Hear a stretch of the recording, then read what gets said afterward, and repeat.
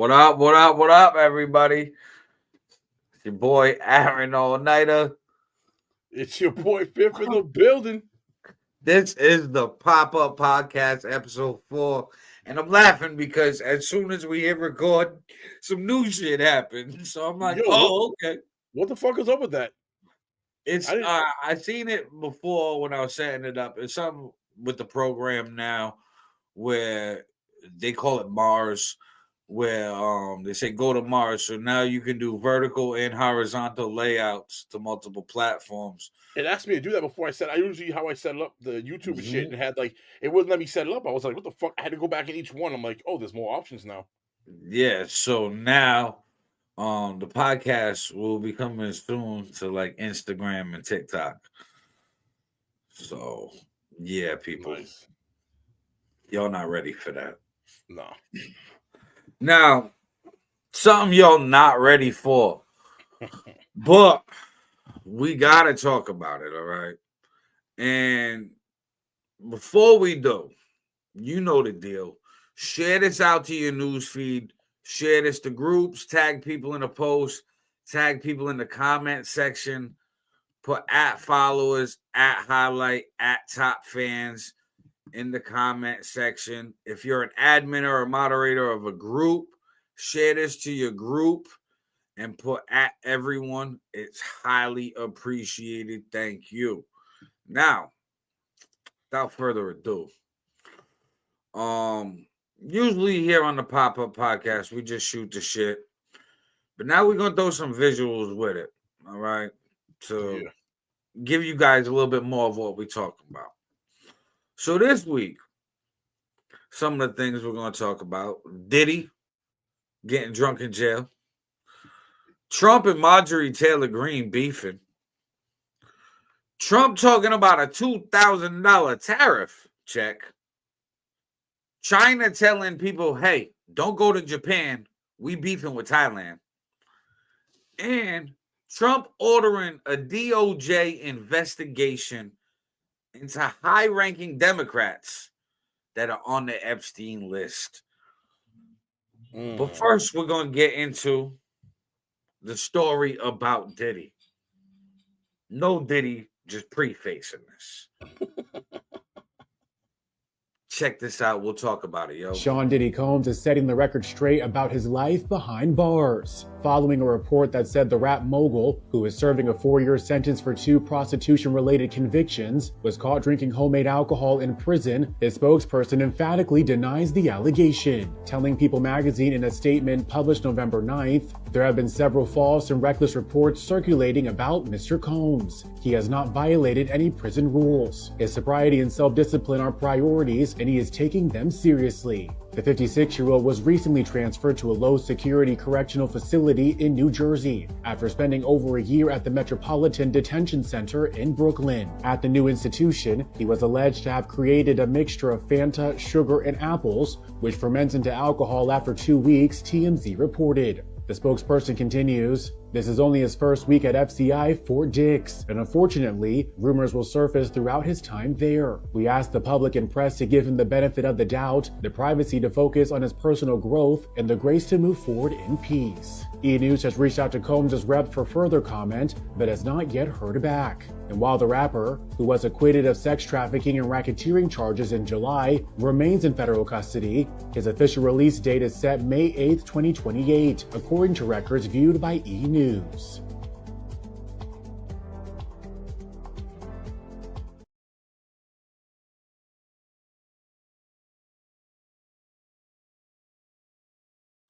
This man already making homebrew in jail.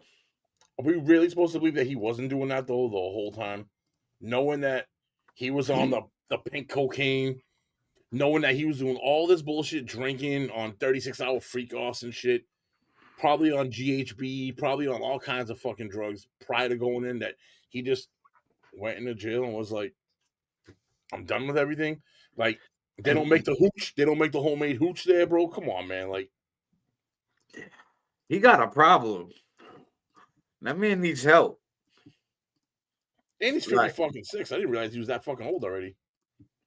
He in there living his best life. You know what I mean? He's admiring the scenery. He's partying in there. Of course he is. This isn't like a bad experience for Diddy. He's enjoying this. I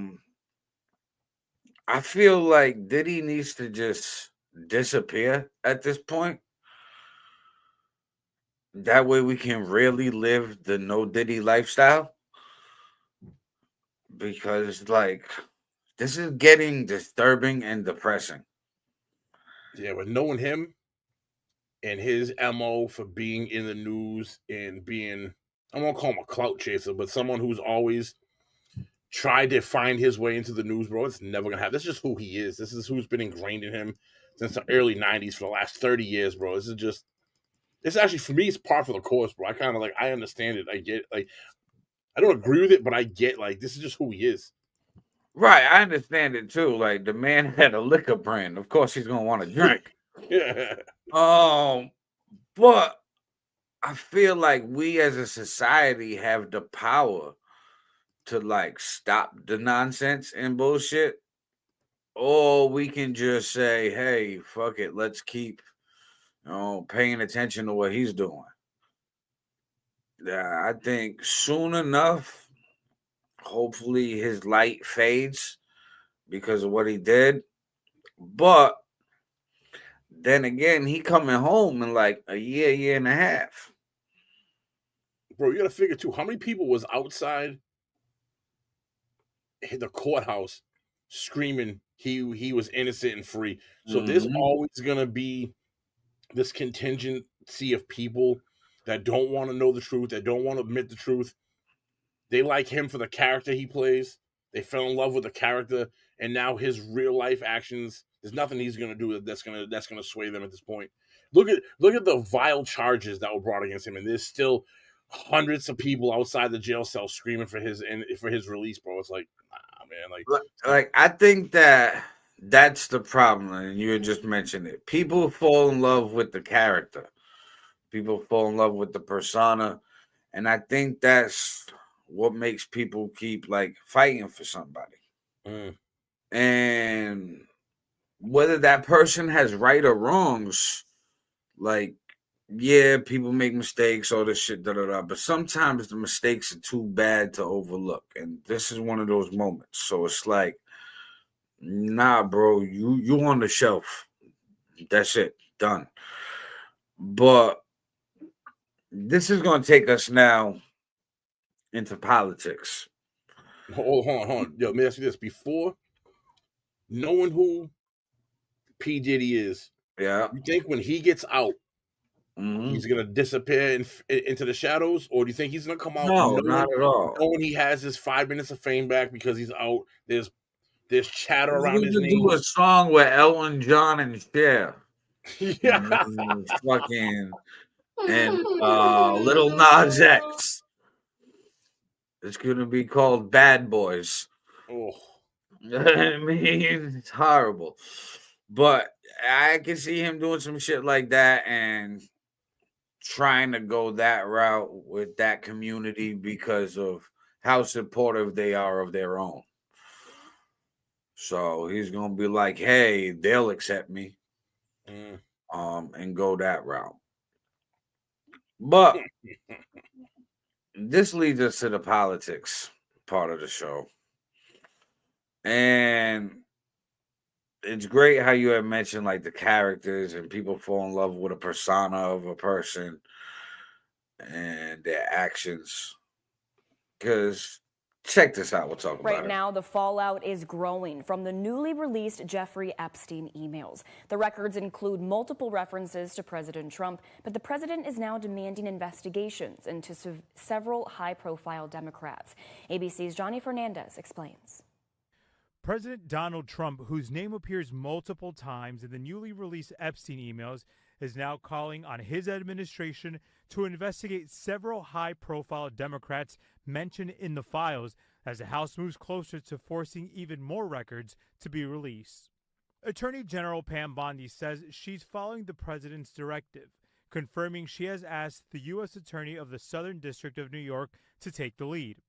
That office prosecuted Ghislaine Maxwell and indicted Jeffrey Epstein before his death by suicide. On social media Friday, Trump calling it a hoax, writing that he will ask the Attorney General, the DOJ, and FBI to investigate, quote, Jeffrey Epstein's involvement and relationship with Bill Clinton, Larry Summers, and Reid Hoffman. Those names and others appear in the files. But I am considered the chief law enforcement agent in the country, and I'm allowed to do it. Clinton traveled on Epstein's plane on multiple occasions after his presidency, but says he was unaware of Epstein's crimes and never visited Epstein's private island. The former president has not been accused of any wrongdoing. In one 2011 email, Epstein writing, I want you to realize that the dog that hasn't barked is Trump. A named victim spent hours at my house with him. He has never once been mentioned. The president has denied any allegations of wrongdoing. Next week, dozens of House Republicans are expected to break with the president and vote to demand the release of the FBI's full Epstein files. Johnny Fernandez, ABC News, New York. A discharge.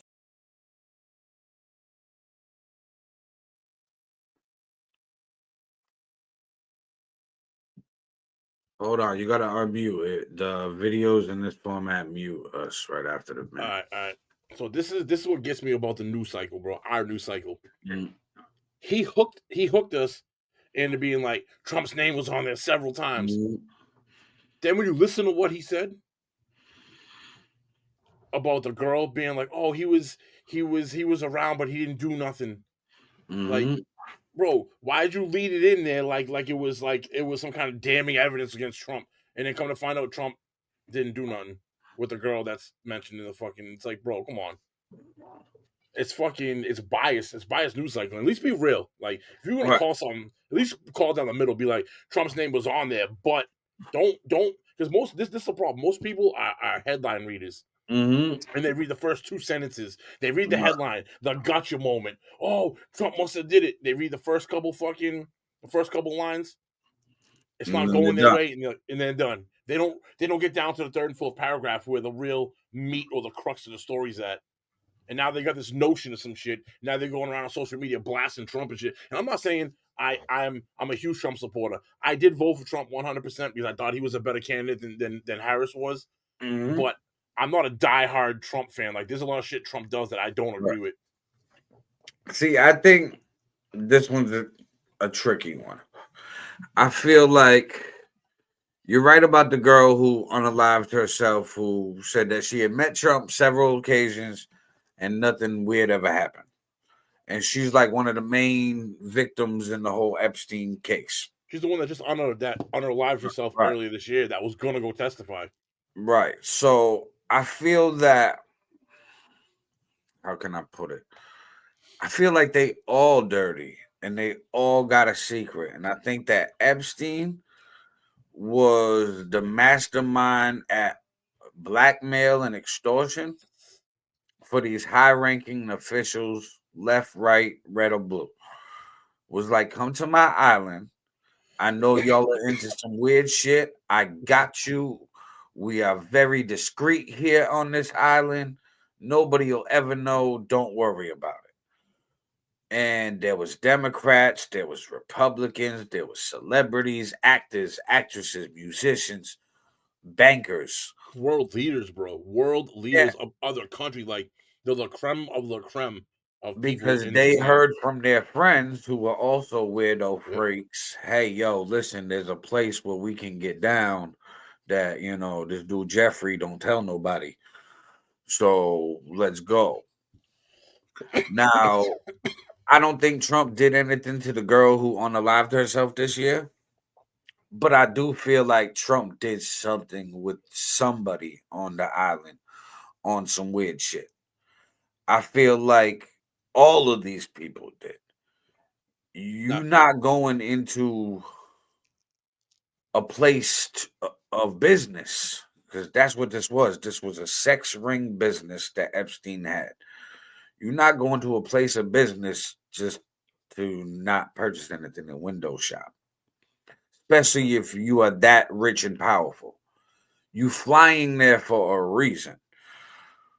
I mean, you know what you get and what you get there, and it's discreet when you leave. So I feel like everybody that's on the list, bro, why'd you go into the sex shop if you wasn't planning on buying some sex shit?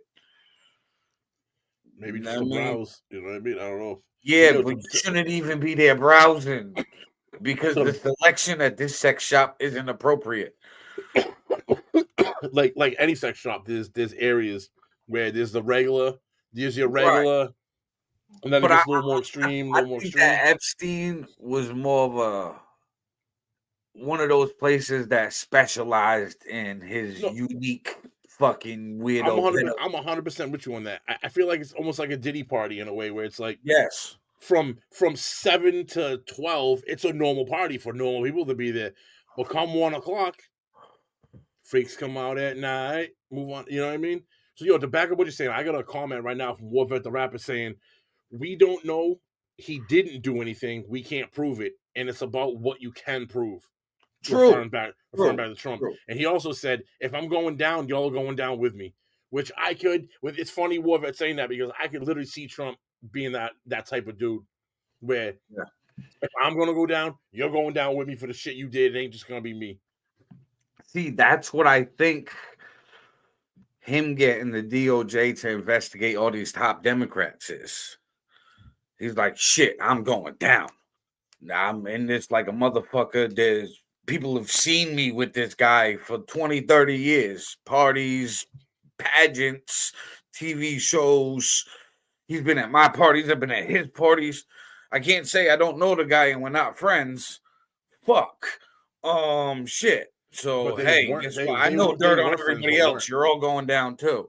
They So what were he's doing? friends until supposedly, and again, I wasn't there to know this, but the story is they were friends up until 2008 or 9, and I believe Jeffrey Epstein was at Mar-a-Lago in Florida and Mhm. ended up hitting on a young woman in front of Trump, and Trump ended up kicking him out, and that was the last of their friendship. So you could see it is That could just possible. be Trump saying, "Not wrong place, wrong time, bro. You doing this at my place? Nah, that's not where we do this." Well, then you wouldn't not chill with him for the next 15 years. You know what I mean? Like it could be one of these moments where, and I'm not saying this is not true or not true, but look at it like if Trump legitimately did know, let's just say for the sake of argument, he didn't know, and you went this ignorant, because some people, even though it was an open secret, it's still a secret, right? They call it an Right. open secret. If the in people know, the out people may have heard whispers, but there's no confirmation. It just could be rumored, right? So Trump goes into this saying, he is a high profile person that has high profile celebrities, world leaders around. So he's somebody of influence. Goes and tries to get down with him, sees what's going on, and then backs away. Because that's kind of, you looking at the previous years, that's kind of how the sequence looks. He was friends with him in the early 90s. He was up until mid 2000s, 2007, 8, or 9. There's a falling out, and then they're not But seen this is together where, since like, after this that. is where, like, ignorance can also raise suspicion, though, because it's like, all right, Trump, if you're hanging with this man for 20-something years, 30 years, and you don't know that he on some pedophile shit, even though you go to the pedo island and say you just there on normal business, whatever, cool, I'll give you that. You are a horrible judge of character. Like, I know everybody, like, you never fully know a person.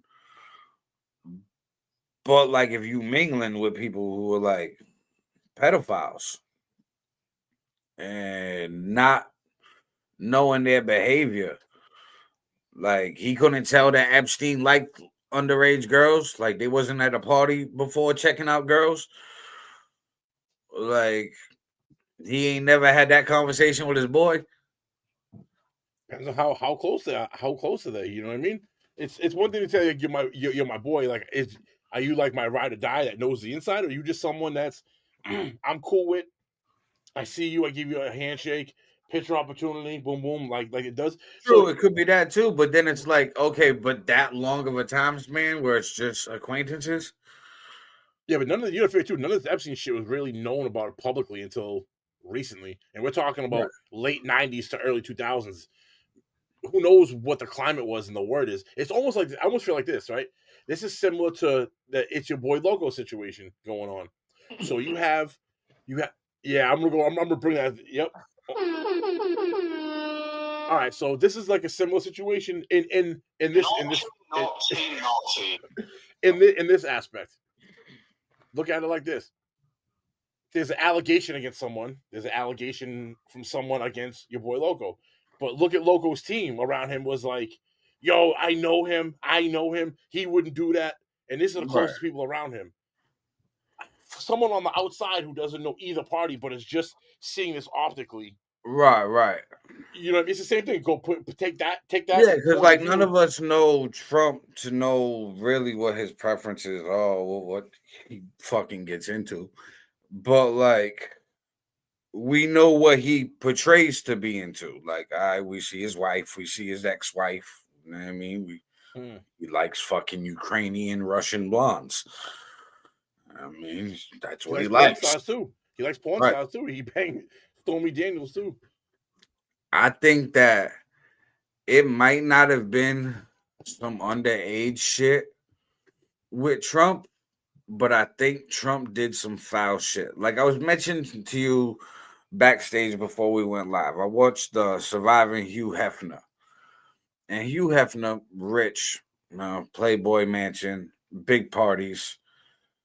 The girls in the documentary said that he would get tired of like orgies and fucking 20 naked girls doing whatever the fuck he wanted.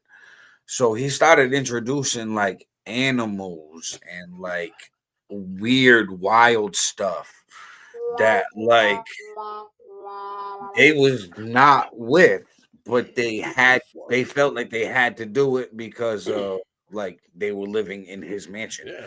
He provided their lifestyle, like their ability to make money. So if like Epstein has a stable, all ages, right? Underage, above age, all shapes and sizes, colors, creeds, whatever. And he's like, hey, what do you want? I got you here. It might not be an underage with Trump. It might just be one of them male order brides from Ukraine. I mean, fake titties, no ass, ready to go. And that's what he fly to the island for. That's like a day golfing for him. He's like, I'm gonna fly over there, I'm gonna get some head, I'll have a few drinks, hit a few holes on the golf course, call it a day, leave. Because he's rich and can pay for that shit. But he probably, and these people could have looked at Epstein as just like a normal pimp with like willing participants due to their own ignorance. But like Epstein was like luring girls in with Jelaine and fucking, hey, you're staying with us type shit. Crazy. I know that's so like they didn't really know the sweatshop that they was buying from. I can give that much, but I know that they looked at it like we still making a purchase of something. They all went to that island to do something. Whether it was because they knew what was going on there. They knew it was like like we were talking about off before it's we started. The Diddy parties, but for the billionaire white dudes. Yeah, and you look at it like this too. Like we were talking about this earlier. Once you've already purchased everything that you have on your list then upgrades to the next tier of shit. So right, that's fuck you money. Bro, that's fuck you money. That's not rich. That's fuck you money. That's a whole different level, bro. Like, where I can now purchase everything and anything I want on planet Earth and still be fucking wealthy. Yeah. What do you do? What do you do at that point? And it's like, I could see that going down there thinking it was like... You gotta think, you got rappers talking about dropping 50 to 100 racks in a strip club. These motherfuckers dropping probably $1 million, $2 million a night. To go down to this island where it's like legit... And to make sure that they're paying for the discreetness. They were paying Epstein for keeping his mouth shut. I mean, and Epstein knew how to do that because he's like, hey, I'm on an island. With no laws, there's no law governing us. We get to do what we want. Bro, that's the perfect, I mean. So Yeah, it went left field, and Oh, it went it left went field. there. I mean, but it was. I think they all were willing participants, and now, kind of like Wolfett said, Trump going down. He's like, I'm taking you down with me. You know what I mean? Very well could be. But Trump's spiraling right now, in my opinion, because he's beefing with one of his like longtime supporters, Marjorie Taylor Greene. Yeah, bro. I thought that she could have been a VP pick for him before JD Vance. How Mhm. much she rode for him. Like, she rode for him like his wife should. But we're going to get into this. Check it out. We'll talk about Now to a live look at the White House, where President Trump says he is no longer supporting a once loyal ally, Republican Representative Marjorie Taylor Greene. This comes as the push for the Justice Department to release all Jeffrey Epstein files intensifies. CBS News correspondent Willie James Inman has the latest. President Trump says he will no longer support Republican Representative Marjorie Taylor Greene, calling the Congresswoman from Georgia, who had once been his staunch supporter, wacky. In a social media post on Friday night, the president took aim at Greene and said all she does is complain, complain, complain.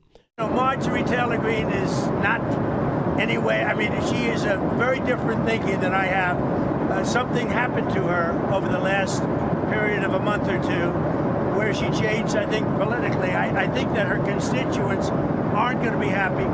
The president's negative comments about Greene come as she continues to push for the Justice Department to release all files related to convicted sex offender Jeffrey Epstein. These women have been waiting, some of them for decades. I talked to several victims that were raped by Jeffrey Epstein back in the 90s. And so this is information that has needed to come out for a very long time, and the American people have demanded it. House Speaker Mike Johnson said Wednesday that a bill that calls for the release of all the Justice Department's Jeffrey Epstein case files will be put to a vote next week. Meanwhile, a number of restrictions that were imposed because of the record-breaking government shutdown are being lifted this weekend. The FAA began rolling back mandated cuts to flights throughout the country. Museums in the nation's capital and the National Zoo also began reopening this weekend. And SNAP food assistance that have been put on hold for the month of November because of the shutdown are expected to be released in the next week. Willie James Inman, CBS. So really, it's really, to me, it's one. Oh yeah, to me, it's one issue. Yeah. To me, it's like it's one issue. Think about it, yo. Him and her both said it's over the Epstein files. Mm-hmm. Take out the Epstein files, and there's no real beef between them. But being such a major issue, it's driving a fucking wedge. That's for damn sure. Like, right. My thing is, and could this be the start of more? Like, right. I feel like next week when the House Republicans go in, I feel like this is where Trump's loyalty gets questioned, like their loyalty to Trump. If they see some shit that they don't like, do they push the investigation towards Trump or do they turn a blind eye? what it's supposed to be, or what do you think is in reality? Because what it's supposed In to be. reality, obviously, what it's supposed to be, they're supposed to do the Be investigation. Yeah, Right. it's supposed to go after whoever. They're not supposed to have an allegiance. But I don't. With Trump, see, if this was a different president, I would say they're probably gonna turn a blind eye. But because Trump is so unliked by so many people, are people in the DOJ, and I know he's removed some people and some people he's gotten in, but the nucleus of the DOJ and the nucleus of the FBI is still the same as it was 5 years ago. Right, but it's got to get voted on in the House first. So it's got to get passed in the House for the investigation. The CR bill? Well, no, this investigation on the Epstein files to further investigate it. Oh, they're definitely. Because next week at the House, what they're doing, Trump wants the investigation into the Democrats, and there's Chase from Chase and Morgan, there's JP Morgan in there, fucking some dude Larry something, Bill Clinton, and another person. Yeah, big fucking names. He wants the DOJ to investigate that. But next week, the House Republicans are going to do their own little investigation before seeing if they're going to take it further and follow Trump's wish Now I see what you're saying about or loyalty. see who to investigate. Now, if they do their quick overview investigation and see some foul shit on their boy Trump, do they excuse his bedroom tactics at the sex shop island for the pedos and everything else weird? Or do they ride with him and turn a blind eye to that and be like, yeah, fuck them Democrats? I guess it depends. Do you do something illegal? You know what I mean? Like, and I guess at that point, when you're on an island like that with no laws, what is legal, what is not? Right. But that's when the moral question comes into play. No, I see what you're saying now about the loyalty side of it. Are his people going to back him? I almost is it? I think like how many are willing to break the law for Trump if he has something dirty in there? Yeah, but see, the investigation's not about him though. So this is where they you can call it a blind eye, but when you're tasked with, all right, is the are these 4 Democrats done something bad? It's not whether Trump has done something bad or not. That's a different investigation. So their focal, their viewpoint. Yeah, but what they're not realizing is you're saying they're going to open a can of worms. So those Democrats, they're done. Clinton is roasted. Fucking, he felt the heat with. I did not have sexual relations with that woman, Monica Lewinsky. Oral sex was not in the sexual definition that I was given. But it's oral sex, anyways. But like he thought he felt the fire then. That's nothing compared to what he's gonna feel when he gets exposed. Same with the rest of those Democrats. It's going to affect banking with like JP Morgan and Chase. Those banks will probably close down, merger into somebody else, call it a day. That's what that'll happen. But I feel like once you open that can of worms and investigate, there's going to be people on both sides. There's going to be people that they like that's going down. Oh, of course. And because it's not like it was like Democrat Island. Like there was Republicans there, there was independents there, there was fucking princes there. Fucking, I mean, it's gonna affect the world once this comes out. Do you see it ever coming out as an entirety, or do you think they're gonna drip faucet this to us a little bit at a time, over time? A little bit at a time. Each presidency will leak the other party. It'll be like, hey, I got the dirt and the tea on this one. Check this out. Wow, this is how I'm going to win my candidacy. Thank you. Vote for me. And this is where, like, the dirty politics are just going to get dirtier with whatever information is available in the Epstein files until all those people get canceled because, let's face it, the world and internet is very cancelable. So, like, you do something wild and crazy, you're gone for life. Bye-bye. Do not pass go. Do not collect $200. You're done. So that's what's going to happen. And then there'll be new faces and new names to carry the same message. I think that Trump's feeling the heat. He knows what he did down there, whether it was with a minor or not. I don't think it was with a minor because we know his type. But I definitely think that, I mean, a billionaire boys club. He was like, hey, told his wife, yo, I'm going on a trip. I'll be back. Went to the island, got head by a fucking couple hookers, called it a day. Was like, yo, don't tell nobody. You know who the fuck I am. Peace. All these non-disclosure agreements. Gone. NDAs, yep. And then out. Did it like a fucking legal businessman instead of on the street. Like, yo, I got $20. Can I get some head?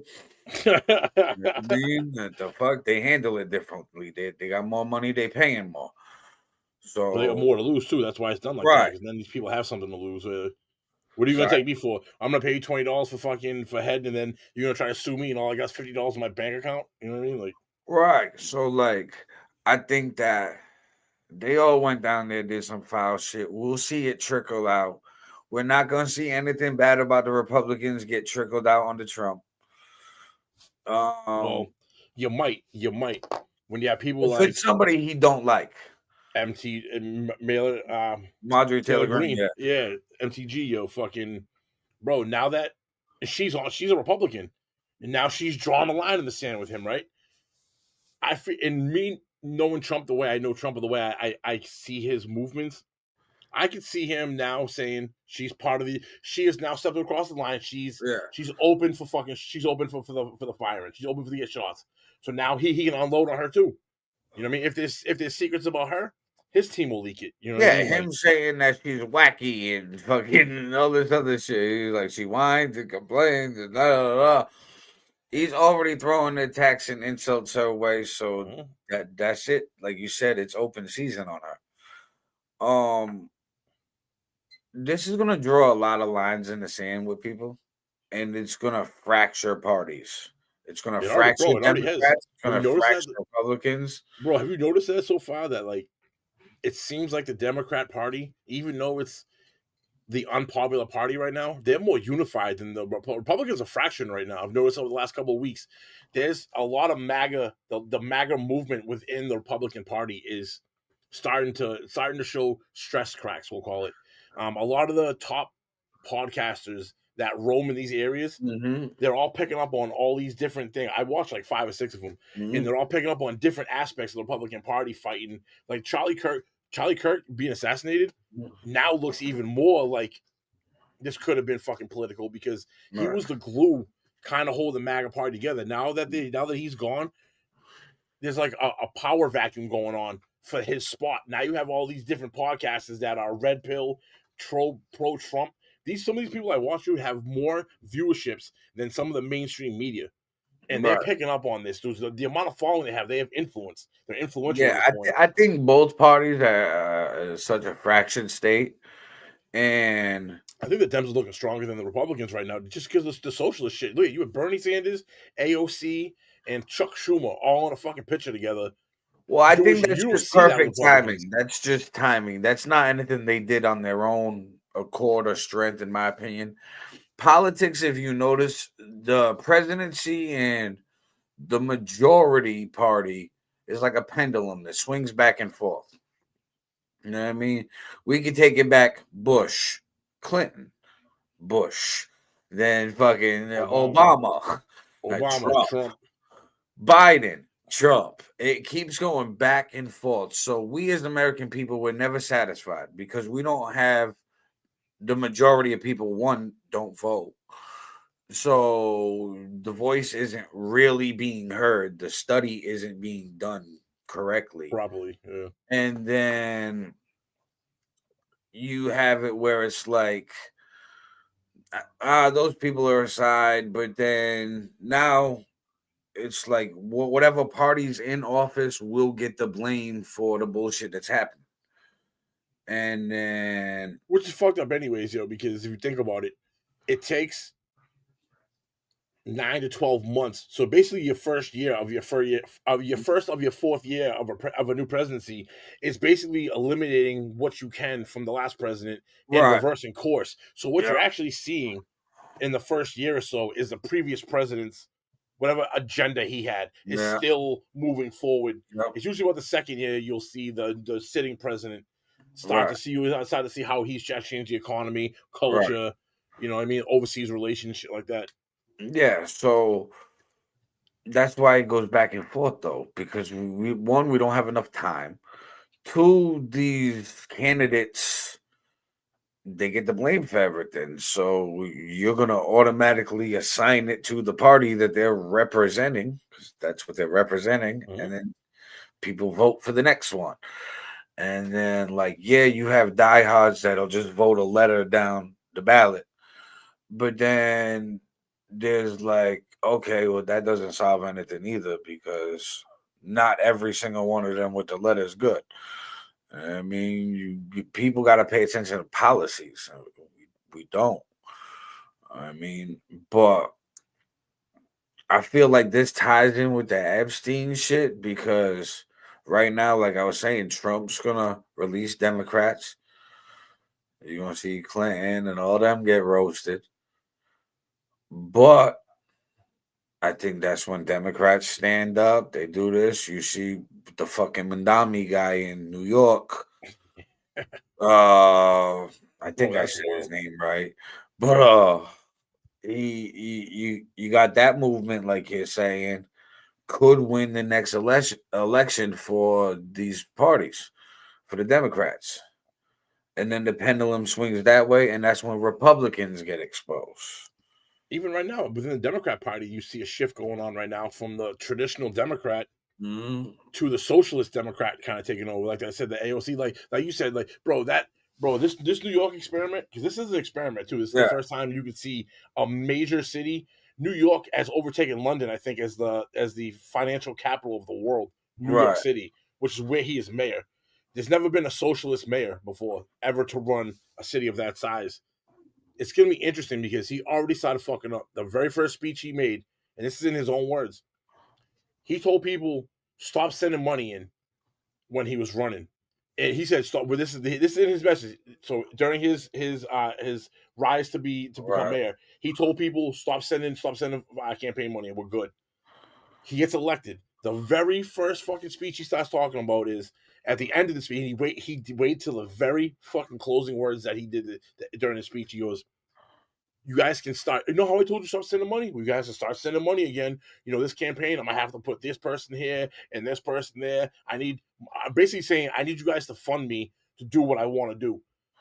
How does he expect? So to me, it's like the people in New York got duped because he promised all this free shit, free busing. Right, he's not going to be able to provide it because he ain't got the funds. He don't have the funds to do it. The funds. And in New York, the governor you have to go through legislation to get this shit. And the governor of New York has already said, "I'm not doing this." So he ran on an agenda that nothing's going to get implemented. Yeah, New York's gonna be hurting for a few years. They've been hurting for a long time. If those billion, bro, his banking on raising the taxes on the rich, and this is the thing I keep hearing everybody say is, "Oh, this money's gonna come from the rich." Okay, in theory. Now, I'm rich, right? I'm rich. I'm already paying X amount of dollars in New York. I know that this guy is going to tax me more, and I'm going to lose more of my money, or I can go to Jersey and still go to work in New York, where the taxes aren't nearly as much. I'm leaving New York. Therefore, the amount of taxable people is going to shrink because those billionaires and millionaires are going to leave. Oh, so he's going to have less money, less tax money. Okay, now with that being said, there's less tax money now coming from the rich. He needs to infill this gap, this void that's created there. Right. Where does that money come from? He's going to ask for handouts. He's going to ask for handouts. He's going to raise the taxes. He's going to raise the taxes on the poor people in the middle class, bro, which is they're already stretched. That's the thinnest. You know what I mean? Like, that's the thinnest class. Well, that's why he's going to pay them more so he can tax them more. So you get more tax money. Right. So it's going to make the same shit. Yeah. So you still lose. Yep. Bro, it's wild, bro. This plan doesn't make sense at all. But that's what they voted for. If he somehow gets billionaires to like donate money under like the tax loophole, they'll have like tax write-offs. So, bro, I'm not helping you if I know you're knowingly coming after my pocket. I'm not helping you under no circumstance. True. Fuck you. At this moment now, you're the op. You know, I'm out. Right. I can't do nothing to you. You're the mayor, right? I'm out. I'll just leave. Right. I'll take all and anything, and I'm an influence. If I'm a billionaire, bro, let's be honest. They're influential people. They know people that know people that know people. I'm gonna pull this business out. My boy over here, like it becomes a trickle down effect. This is where he's hoping and praying that they want to stay in New York because it's New York. But like you said, people will move and go to New York somewhere else. They don't even need to. They don't need to, bro. Go to Jersey. They can live in New Jersey and fucking commute to work. Right. Done. That way, like, you know what I mean? To make it easy, let's be honest. Like, most people, and I hear, like, to the argument. Well, if he does that, then if people do that, he'll eat off that fucking congestion tax that they just started in New York. Driving over the fucking bridge from Jersey. They get a little bit of money. Nothing compared to what they're going to lose if that happens. Oh, yeah, definitely not much what they'll lose. They get in fucking trouble. This happened in California already. This is why. Yeah, everybody from California with Texas. Yep. Moved to Texas, Arizona. Right? They lost something like $10-15 billion a year between sales tax, taxes on like Silicon. It was Elon Musk, the richest guy in the world, took Tesla and moved it to fucking Texas. quick question, right? And let's try to like step out and look at this from like a weird point of view. Like you gotta say from a weird point of view. All right. You think this might be part of them just like reallocating people in the country on purpose? Like, oh damn, New York is fucking packed. We need mad at you motherfuckers to leave, but you won't leave. So we're gonna make you leave. It could be, but then it's the question becomes: you can't force people to go to Oklahoma. You can't force people to go to Nebraska, where me and you have talked about previously. Right. These people are going to go where they want. Where are they traditionally going? Florida and Texas. Mm-hmm. That's not 100%, but the vast majority of people, and they'll go to Jersey because people don't. Someone that owns a business, right? Think about this. So they goes to the side of like I was fighting, like my argument a second ago was these billionaires leaving. But really think about what it takes for a billionaire to leave. The billionaire himself, so he doesn't get taxed, like his address can be in New Jersey, where he's not getting taxed. He'll be in Connecticut. What if he owns a business, though? What if he owns a business in New York? How much headache and how much money does it cost to reallocate a business from New York and put it in a different state? So there is two sides to this story. You know what I mean? That's what Mandami's banking on, that other side. Like, hey, you really gonna uproot everything because I'm taxing you more? You gonna go through that hassle? Some people will, and some people won't. And I think a lot of people. I think what he's gonna lose is the address. So I'm a CEO. I leave my address and I go to fucking New Jersey now, right? Instead of paying business tax and personal tax on my business, I'm just getting the business tax in New York. So New York loses a huge chunk, and they say something like, was it 1%? So the millionaires and billionaires equal 1% of like the world society. They pay 50% of the tax.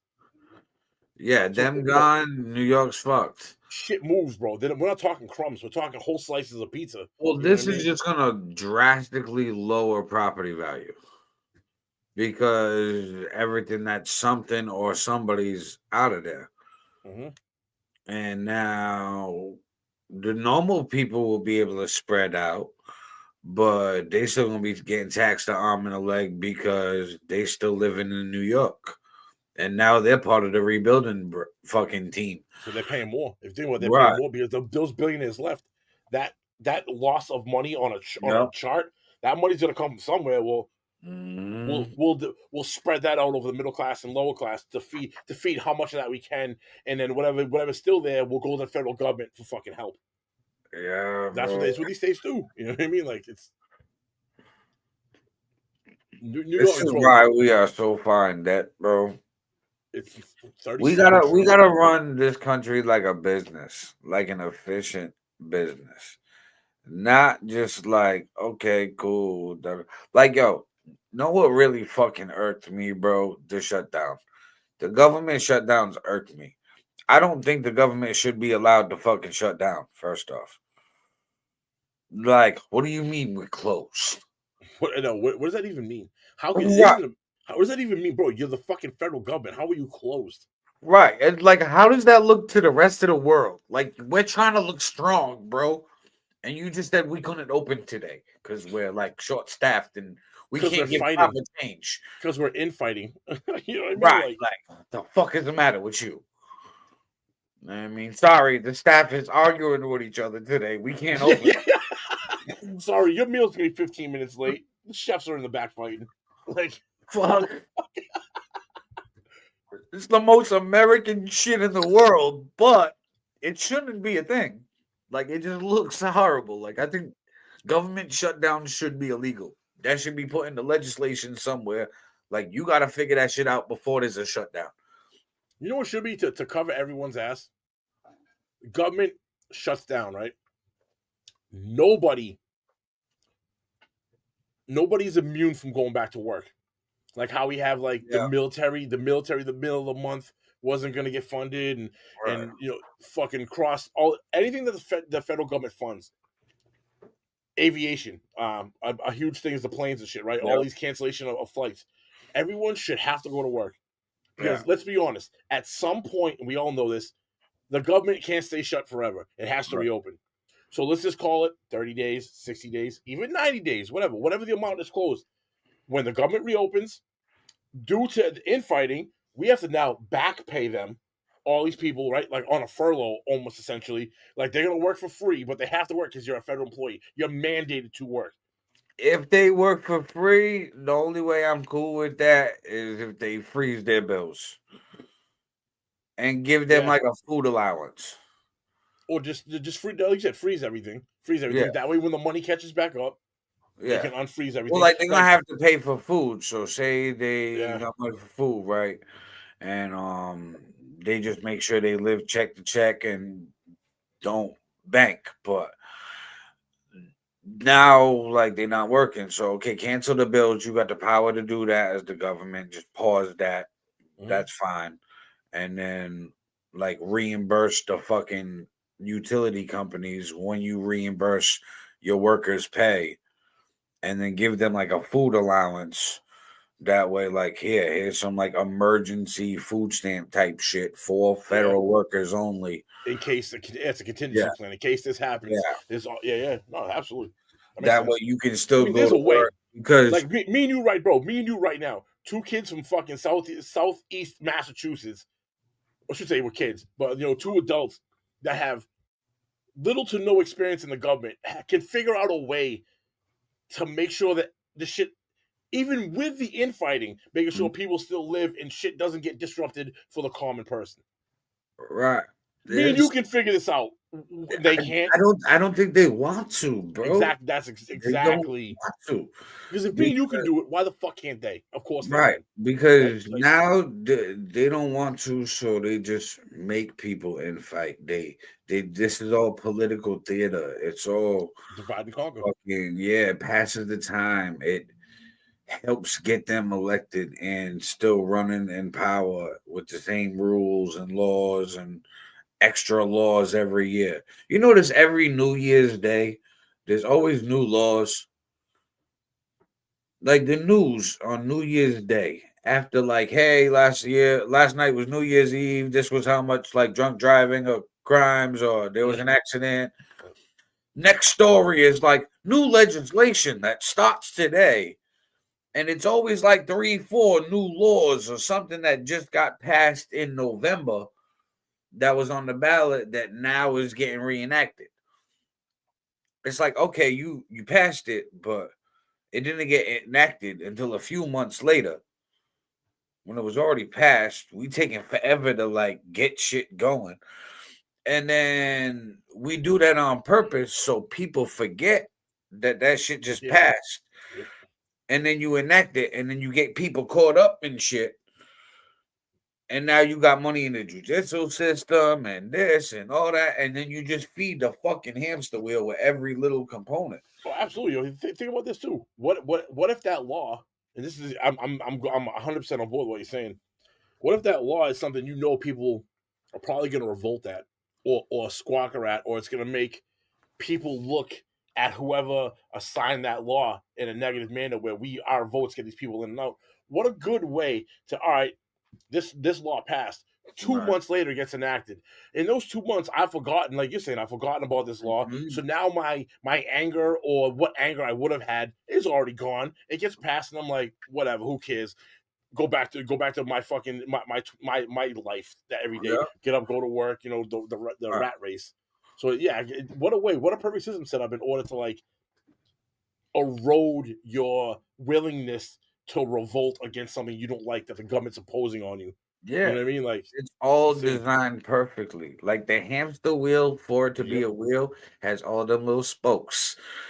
And I mean, each spoke has its purpose.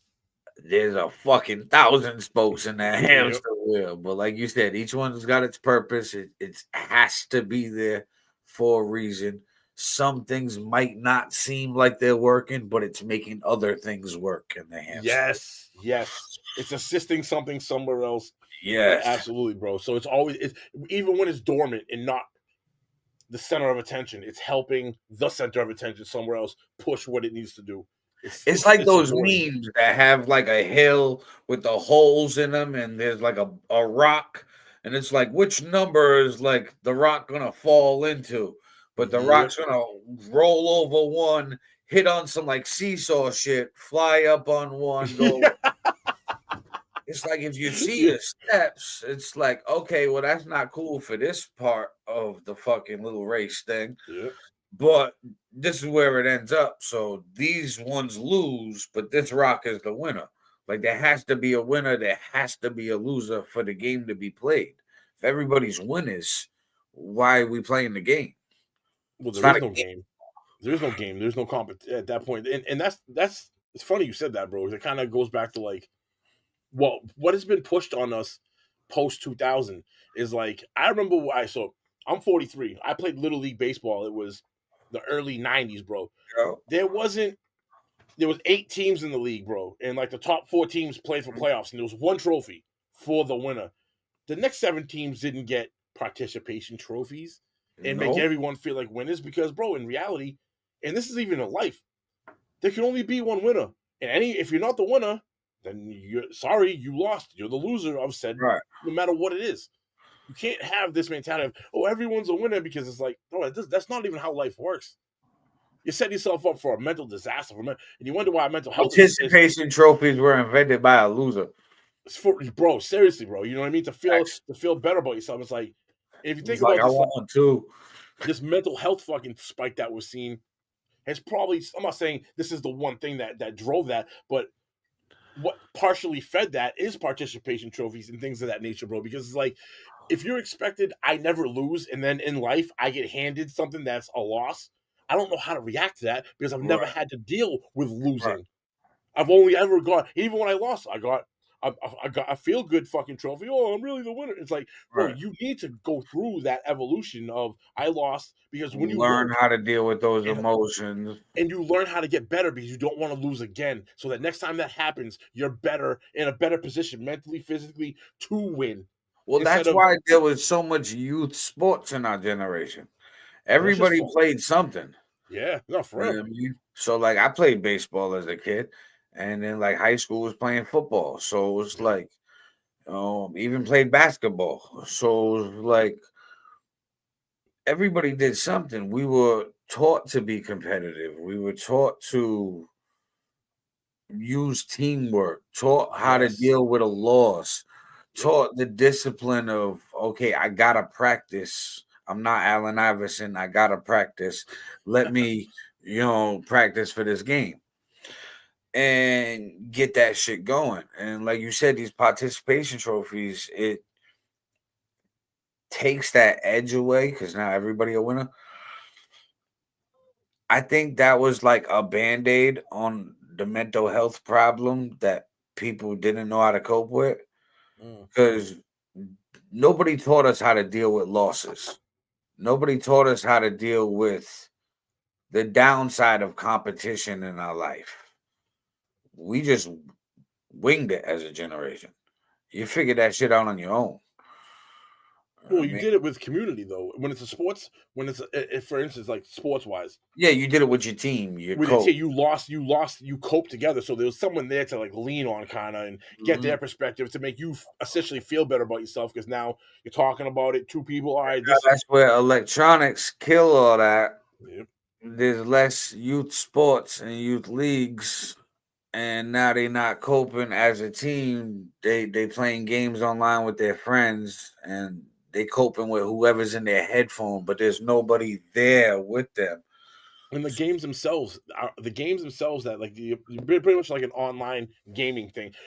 So our sports generation that we grew up in has transitioned into headphones and a controller of whatever, or a computer, whatever it is. You think about it, even when you lose in those games, like Call of Duty or something, you respawn instantly. So you're back in the game again. You don't have that time to, I lost, and what did I do? Yeah, like 3 lives. It was a game over. You had to start the fuck over.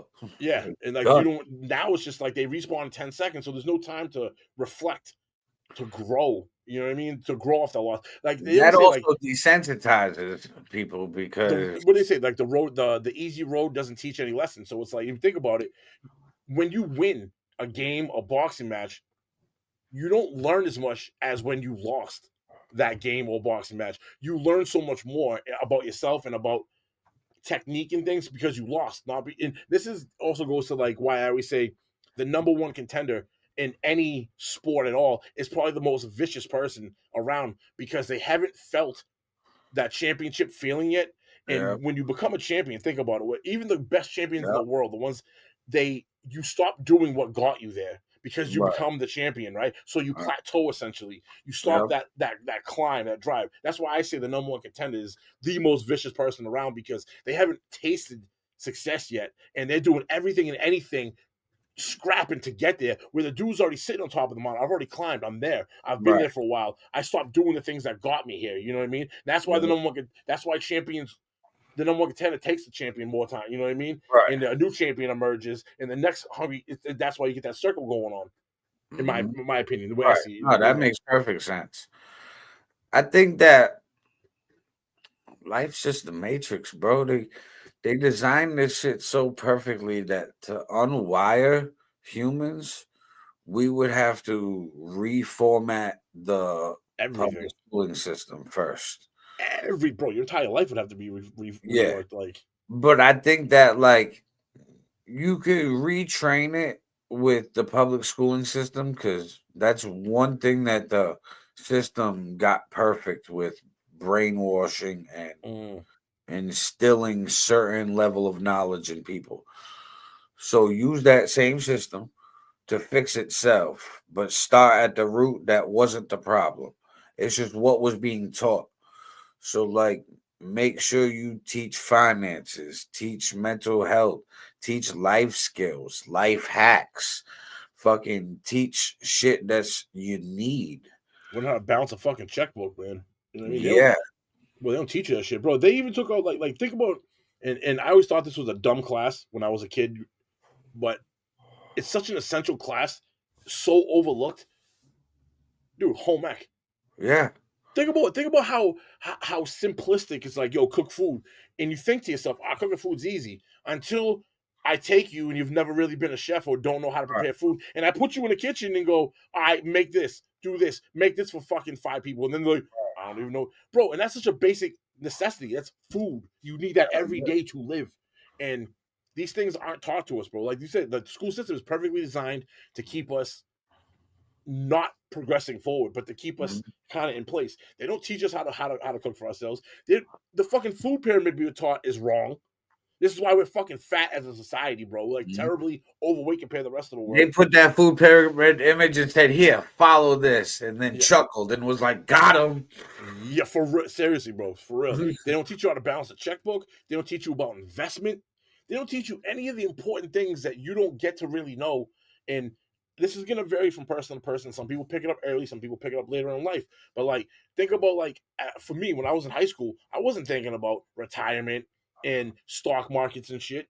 No. Had I invested money as a 20 to 23-year-old person, being 43 right now, whatever money even if I had 10 grand I invested, it'd be worth $100,000 fucking dollars today. Word, we weren't thinking that because they didn't teach us to think that. That's what I'm getting at, bro. They don't give you our parents didn't know because that inflation rate era, they had to work 2 jobs to fucking hold shit down. So we raised ourselves. It was almost like a dirty secret thing. Because now you're getting back to the 50s and 60s when our parents were born, right, and brought up. The stock market really was like, I think, early 1900s. I think it was like the dirty little secret nobody was talking about. You know what I mean? Like how rich it was, almost like how rich people can get rich. The billionaires club, like don't. Well, look at John D. Rockefeller creating the public school system. I think it was in the 20s. He said he wanted a nation of workers, not thinkers. Yeah, he wants drones. He essentially wanted human drones. So you said, this goes way back to like early 1900s, 1800s, to where like these people. I mean, this is the power playbook.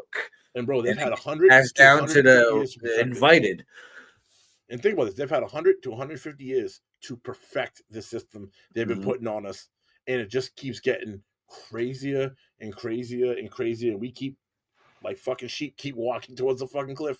And honestly, I think we're behind their schedule, and I think they're mad at us, bro. Yup, they taking it out on us.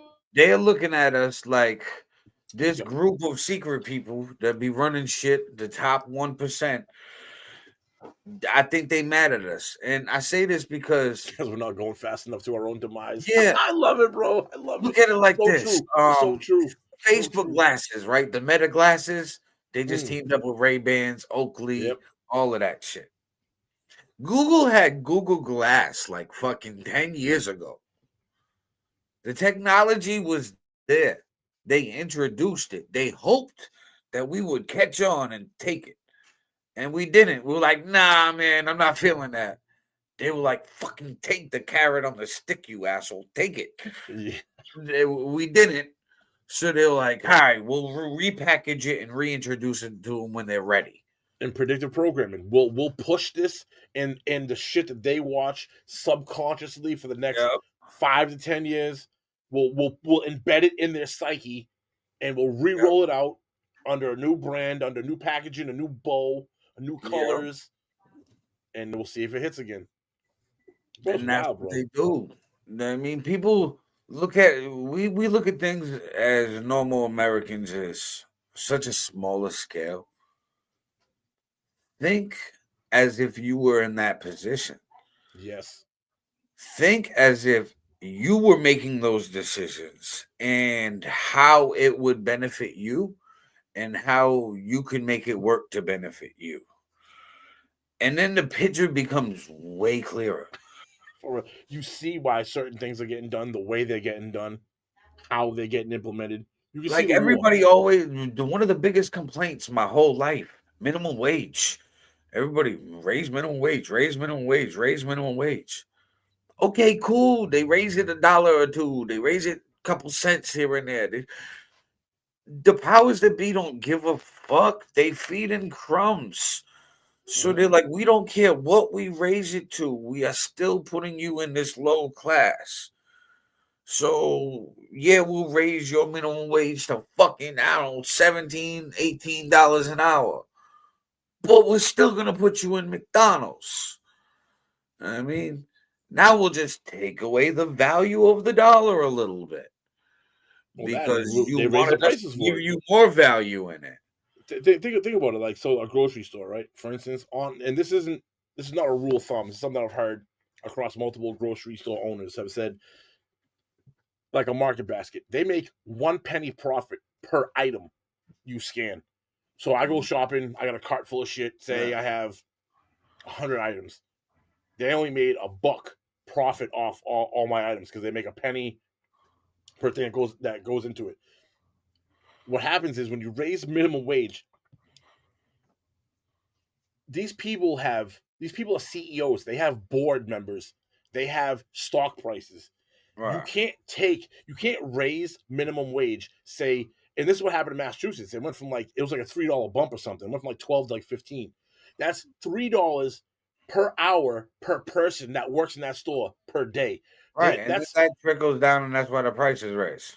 Price go way high, bro, because these people are never going to go. The CEO can't go to his board and say, well, this quarter, since we raised minimum wage and we don't want to raise prices on anyone, we lost $100 million fucking dollars across the United States.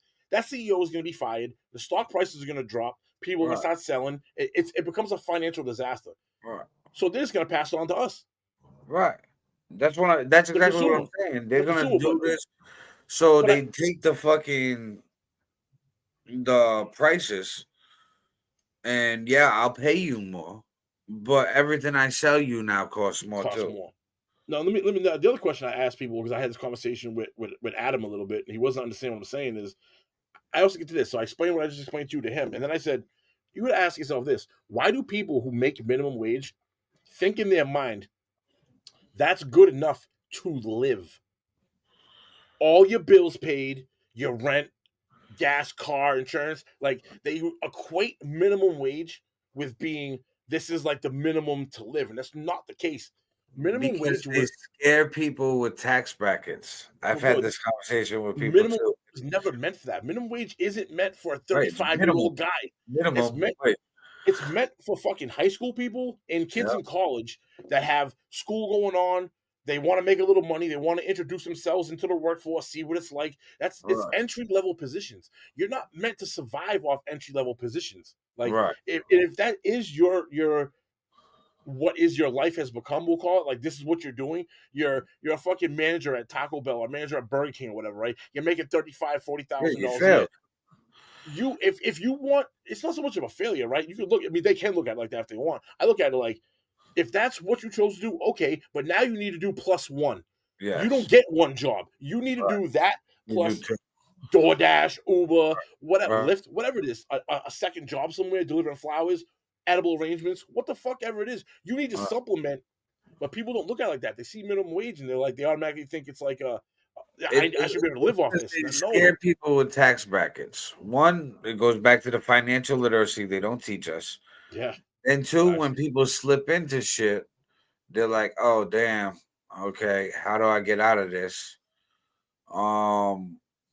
And a lot of it also ties in with like criminal system, where like you got a record, well, that's just strikes against you for jobs. Because honestly, what else is the record for? It's a history of you. It's a over 20 years. If you keep getting arrested for fucking stealing, you're a thief. You're a thief, bro. Like, it's meant to deter people from going, like a thief getting into a bank. You know what I mean? Like, but the reason why it deters us is because employment. That, and you want to be honest too, I think it has to do in housing. That and housing. I'm gonna catch flack for this, bro. I think a lot of it has to do with how lazy people are too. Because again, when you people are gonna be mad at me for saying this, but whatever. When you make a conscious choice in your mind as a person to say, I worked at Burger King for fucking 10 years, they're gonna give me this manager position.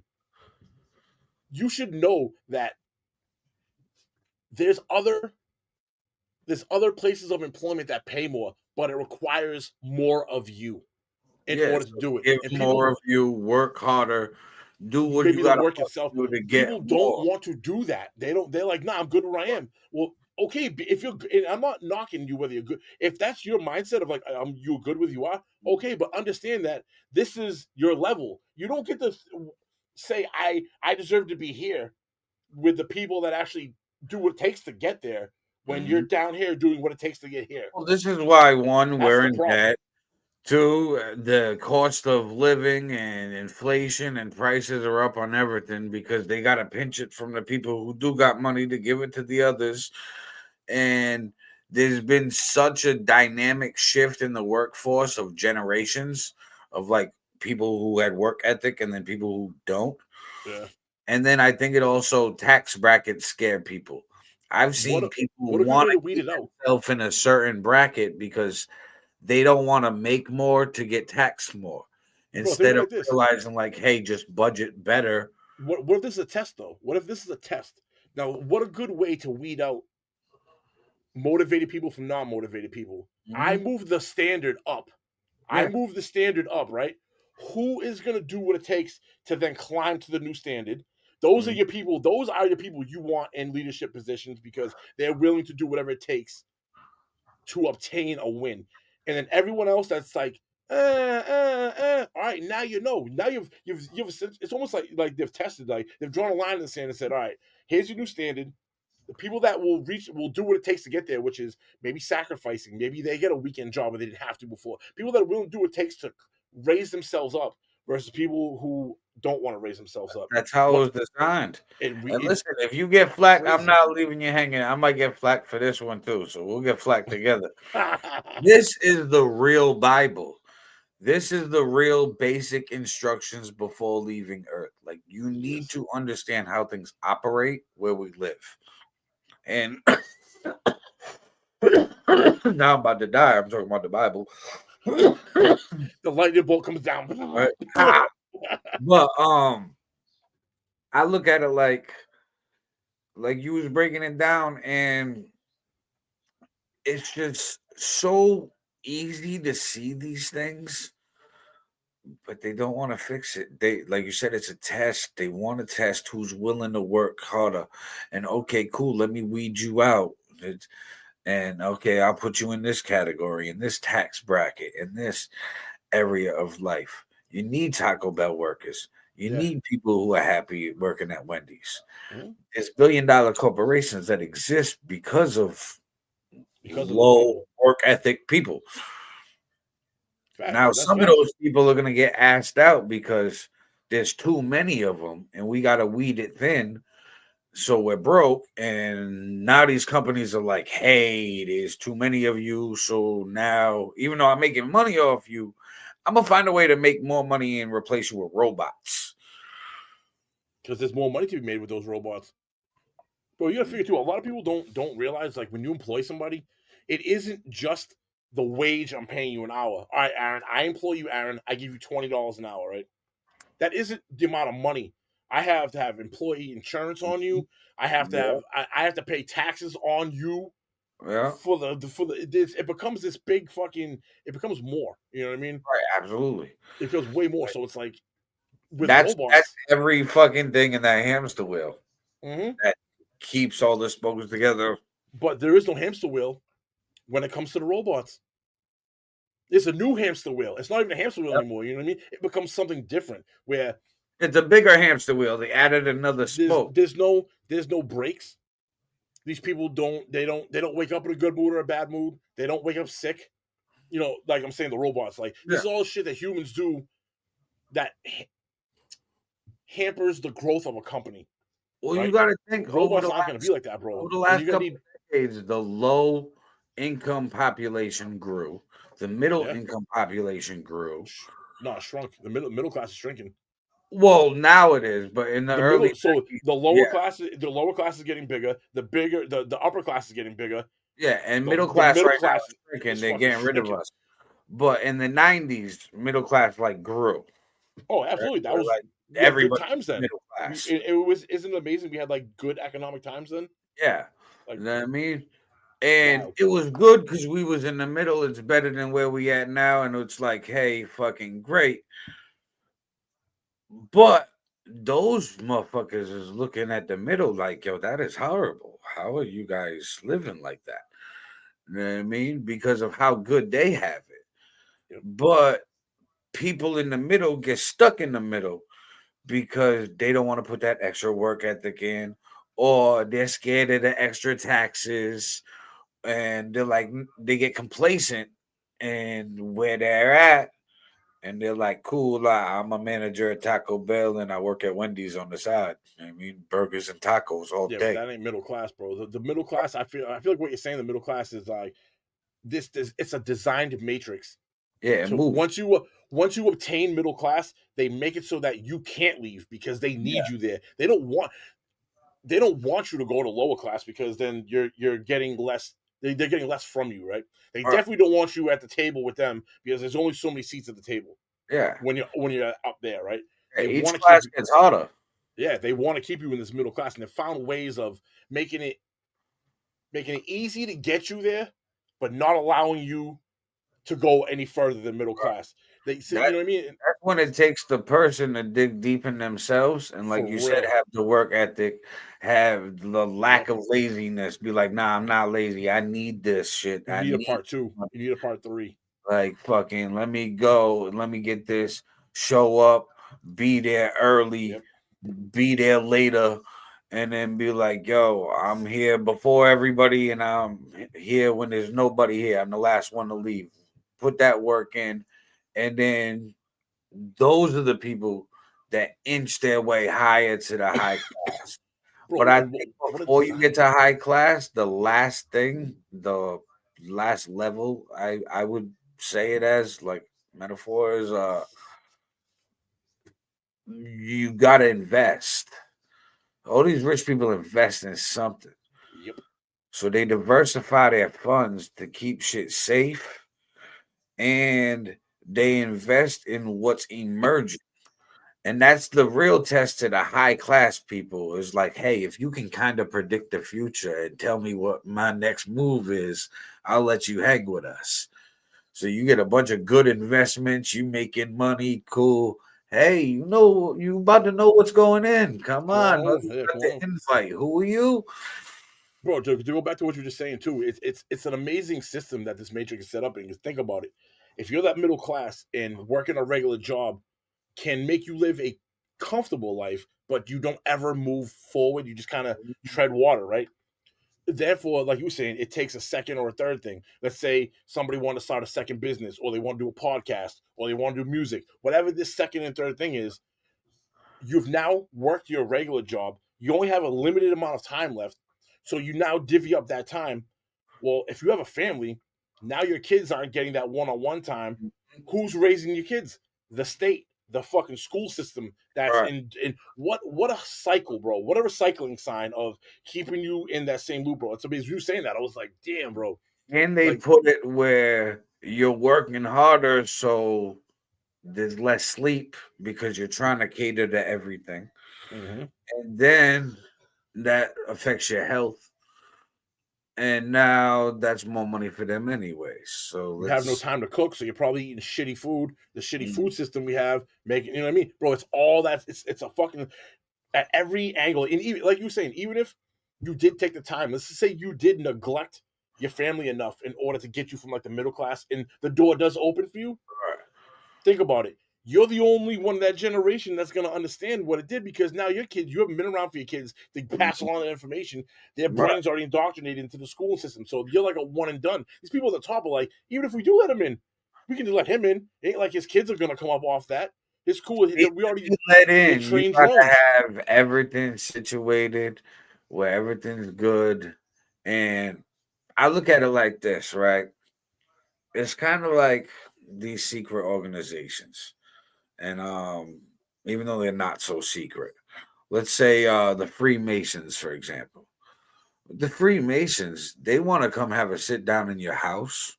They want to meet your spouse.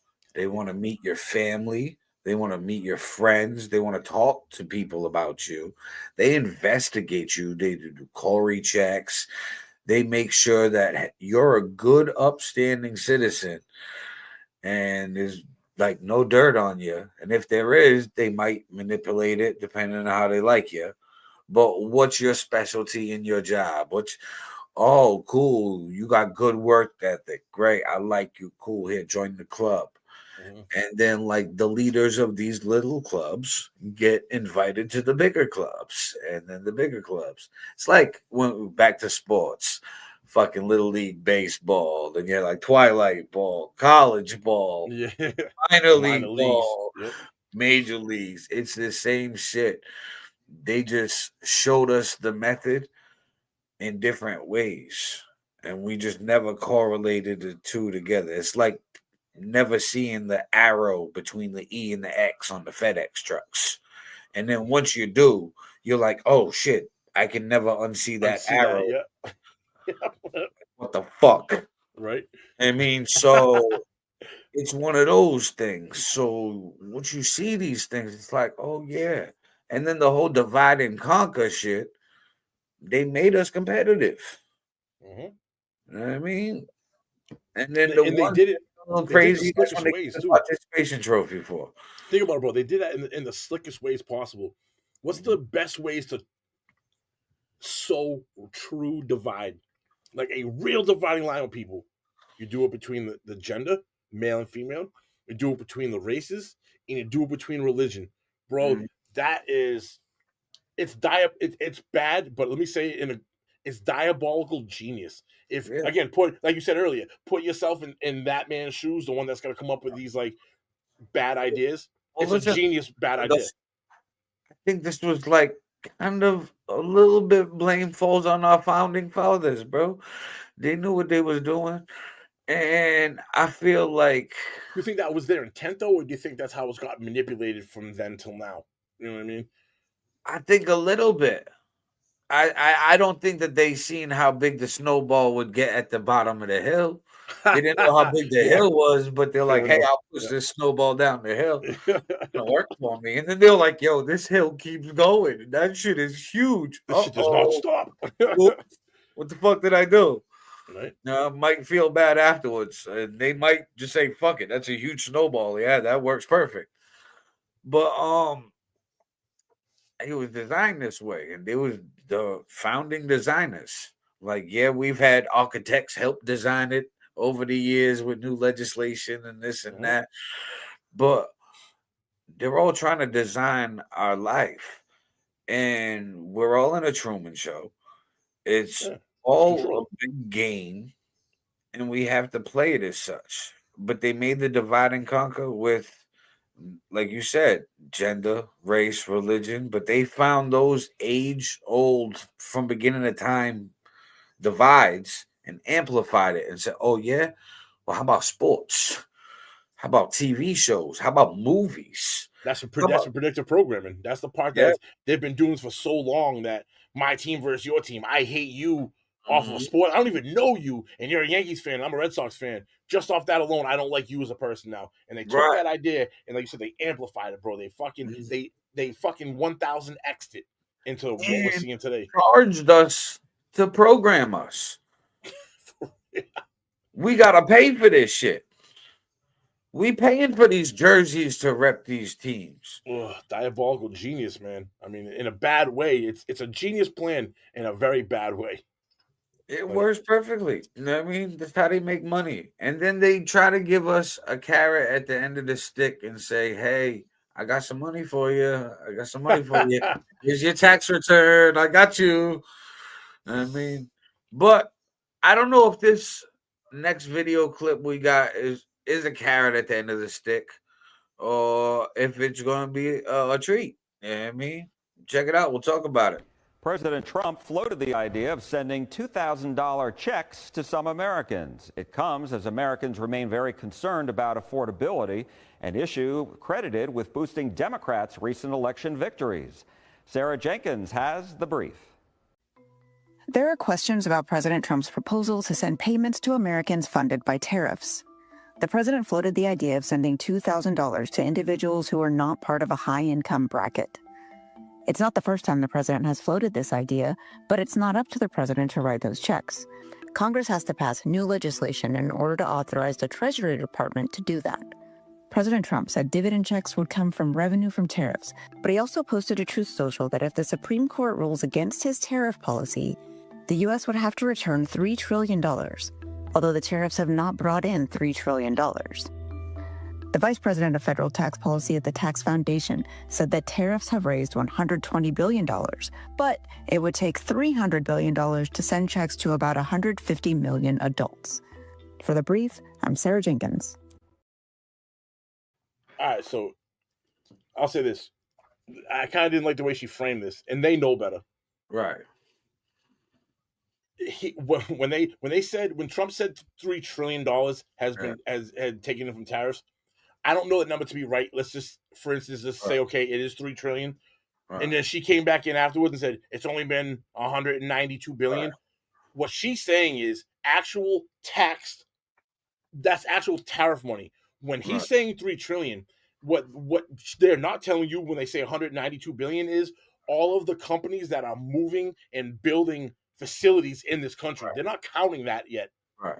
So how much investment? When he says $3 trillion, he means total investment. When they say $192 billion, they're talking about tariff tax. Mm-hmm. It's way different, bro. And I know this for a fact because one of the jobs that my company is doing is because of the tariff. This guy is a top 10 aluminum producer in the world. He ships out. He's in the top 10 world.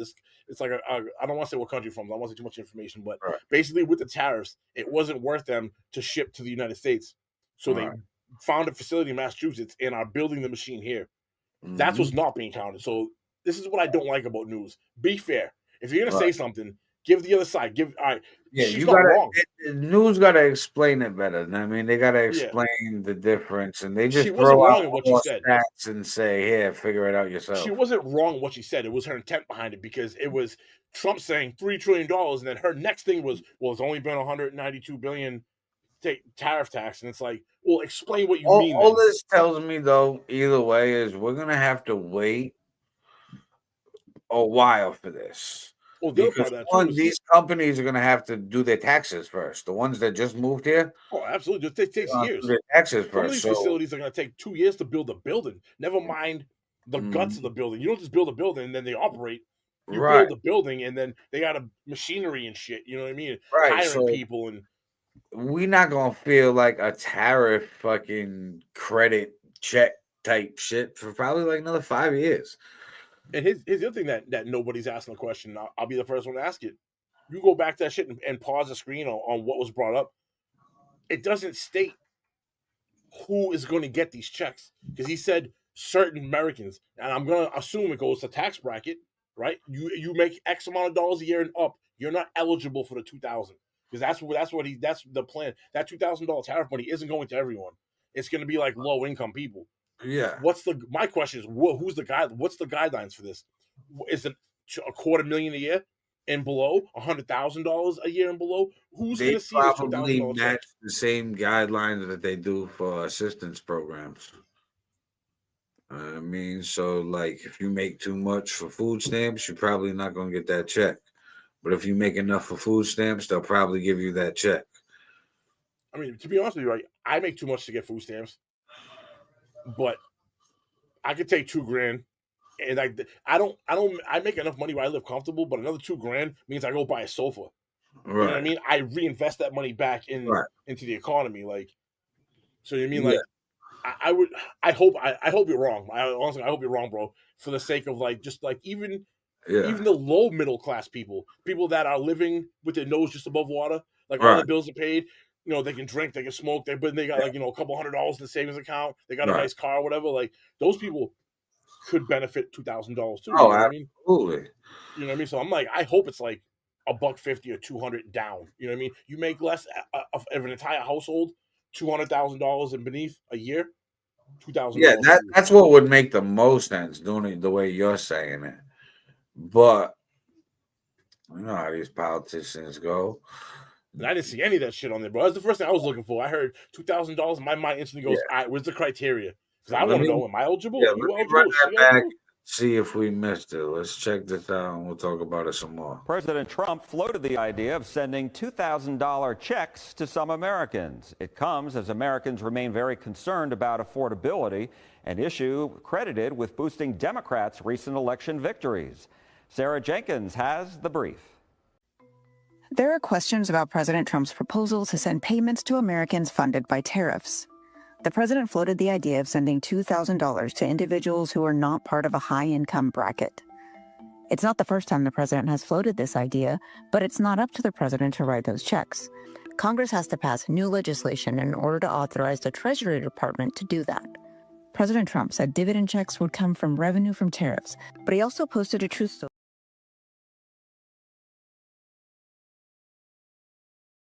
Again. We're muted again. Unmute. So, yo, me and you see this all the time, and we're not like indoctrinated to the news. But again, someone who's just sitting down on their couch chilling and they hear that, they think, "Oh, great. What's a high income tax bracket?" Because that's what she said. Excluded high income tax brackets. Where's the line? Show me some numbers, yo. Right. Don't just talk some fucking words that could mean. If that's the case, that's 99% of the people that's not high income, bro. That's what I mean. What does that even mean? Everybody's gonna get one. If that's the case, yeah, I don't think we got enough money for that shit. No, you couldn't, bro. Like think about 2,000. It's 300 and just call it 340 million. I think it's like 339 million people in the U.S. 340 million times 2,000. Yeah, that's trillion. I imagine off quick numbers, that's in the trillions, trillions. Yeah, like no, there's no way. I think this is one of them political theater things, bro. I'm still waiting on my Doge check. Doge check. Remember they were supposed to give out the Doge checks? Well, I heard them talking about shit like that. It never. Again, this everything. Yeah, it never became something. It's got to get passed. Everything's got to go through the House and the Senate. Ain't gonna get passed either. Nah. This was just good political theater for like everybody. Like, yo, we about to get checks. That's bad political theater for him, though, because you're gonna promise something. You can blame it on them. Well, no, but promising they're not deliver it. Right, but he's not the one that broke the promise and stopped it.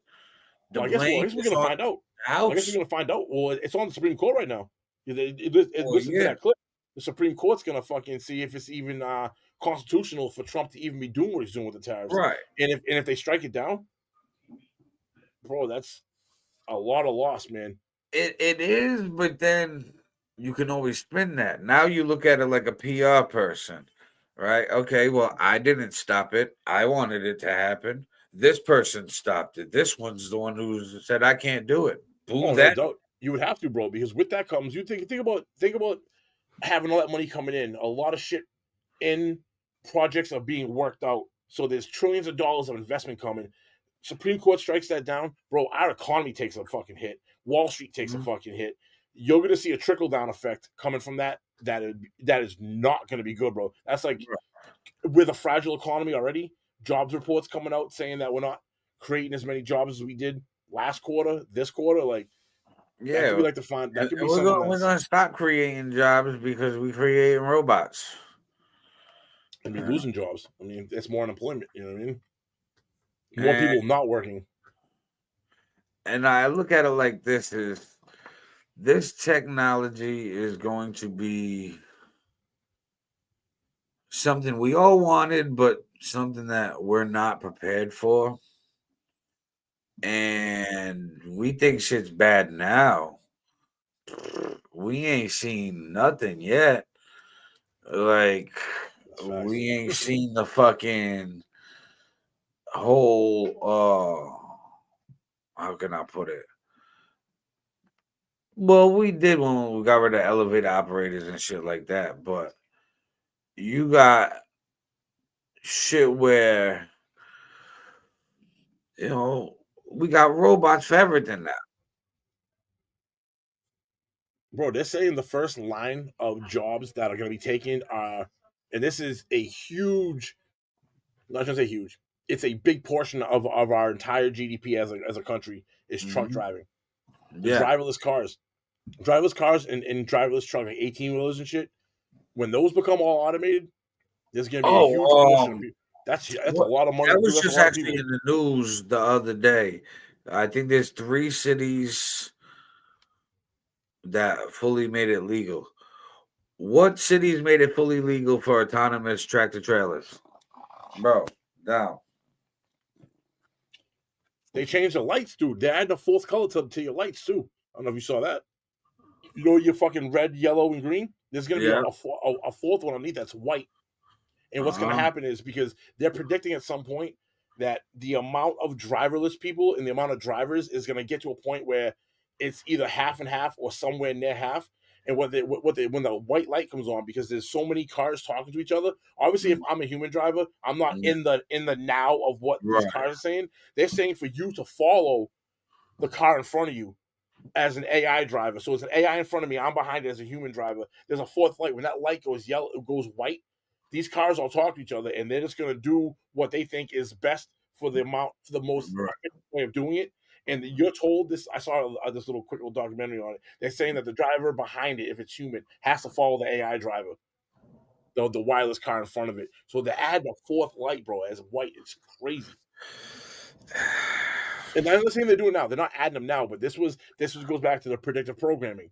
I saw this on a Google News.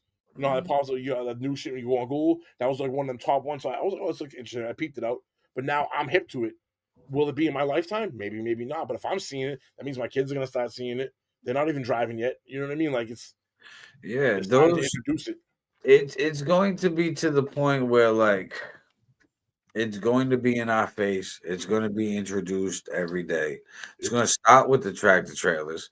There's over a dozen states, I just looked it up, that have legislation that allows either testing or future legislation in the works for autonomous truck drivers and trailer trucks. So, yo, you have your phone on right now? Ask it. If you have your phone on, ask ChatGPT or Google, what percentage of our economy is truck driving? You know what I mean? It's like, I think it's like in the teens. I thought it was like low teens last I saw, which you think about it as 100%, 1/10 comes from just trucking or something. So maybe it's just not just trucking. I think it was like I think like Lyft and Uber and shit was involved with that too. But it was anything that had a person driving someone is like a 10 or 15% of our economy, I believe. Let me put GDP because. All right, so the GDP for 3.3%. So yeah, that's gonna be totally fucking. It says roughly 23 to 25 trillion. Yeah. So $1 trillion industry. They're about to just wipe out all those workers and be like, hey, so we drive ourselves now. Mm-hmm. Nice to meet you. And we're like, no accident, less accidents is what they're gonna pitch. They're gonna say all this shit. And eventually, like you said, with these new traffic lights and the sensors in the car, bro, they're not gonna be crashing. They're gonna build. They're probably right. I mean, let's be honest. It's nobody. Us as humans, we don't like change, right? Like most humans fight change. But if you look at it realistically, I'm against somebody losing their job and trying to have to figure out something. It sucks. Right. I get it. But then on the flip side, it's like, is it better for humanity as a whole if this is automated? And I think so. I don't like the fact that we're ruining someone's life. Like I don't like that fact of it. I don't like that part of this deal. But this is where I become an asshole. If you know that your career field is disappearing, what are you doing with yourself? Yeah, you got to switch it up. But why? Again, but you're right. And it goes by age wise. Someone who's been driving trucks for 30 years, that's 50-something years old, 55 years old, has maybe another 5-10 years of driving trucks if he wants left. That person, what's the expectation for that person, honestly? I bet they be a good mechanic. I'm sure they know how to fix something. But at that point, though, you know what I mean? Like, even when you hit 40, it kind of sucks. So true. Is there a line? Is there a line where we go, all right, don't let no more new hires. Let's just let these people, how to say, gradually phase themselves out over time. Like, so if you stopped, so think about it, if you stopped it, right, completely said, no more, that's it, bang, from here on in it's AI. The very last person hired at some point will retire. And then there'll be nothing but AI. Right. That would be the gradual way I look at it as. Yeah, that'd be the best way to do it. I don't think they're going to do it like that. Absolutely not, because it makes no sense financially. Money. Yeah. It makes no sense financially. As a matter of fact, it's a deterrent because now for every person still on the books, you're losing X dollars when you can compare it to what they're making per autonomous driver. You're going to phase that out quickly as soon as the inflation thing. As soon as the technology is up to par. You know what I mean? I'm going to play a couple minutes of this one video. It's a longer video, so I'm not going to play the whole thing. But this goes with the technology we were talking about. This is available for purchase right now. It's $20,000. World, meet Neo. My name is Bernd, and today we're launching Neo, our humanoid for the home. Neo, the robot, ain't he? Let you live with it. Yeah. You're just not telling me? Well, what does it do? Like my chores. I just leave and I come back and they're all done. Are you kidding me? No.